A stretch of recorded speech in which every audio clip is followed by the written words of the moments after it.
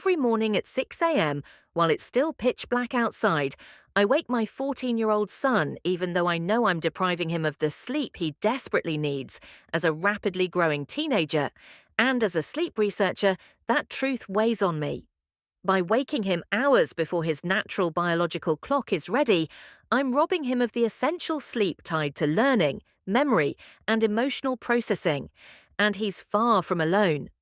Sleep deprivation among American teenagers is an epidemic, with only about 1 in 10 getting the recommended 8 to 10 hours. The biggest cause is public policy, as many schools across the US start around 7:30 a.m. or earlier, despite major medical organizations recommending no earlier than 8:30 a.m., forcing teens into an unwinnable battle against their own biology. Around puberty, their internal clocks shift due to delayed melatonin release, meaning they don't even start feeling sleepy until around 11 p.m., making a 6 a.m. wake-up the biological equivalent of waking an adult at 4 a.m.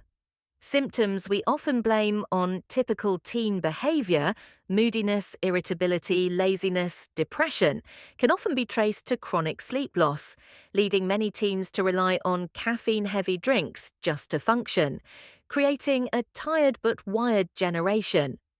Adolescence is a critical period of brain development, especially in areas responsible for reasoning, problem-solving, and impulse control.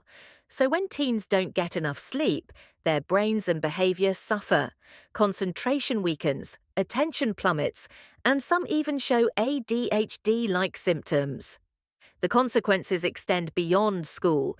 Sleep-deprived teens are more likely to experience mental health issues, with studies showing increased rates of alcohol use, feelings of sadness or hopelessness, and even suicide attempts for every hour of lost sleep. Physically, sleep-deprived teens face heightened risks of obesity, heart disease, diabetes, and dangerously reduced driving alertness, equivalent to having a blood alcohol level above the legal limit. Yet research shows that later school start times dramatically improve outcomes. Teens get more sleep, attendance improves, with one district seeing a 25% drop in absences.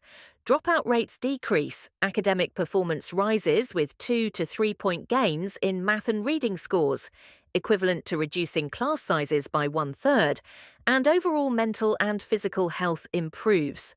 Families are happier, communities become safer, and teen car crash rates fall dramatically, even by 70% in one district.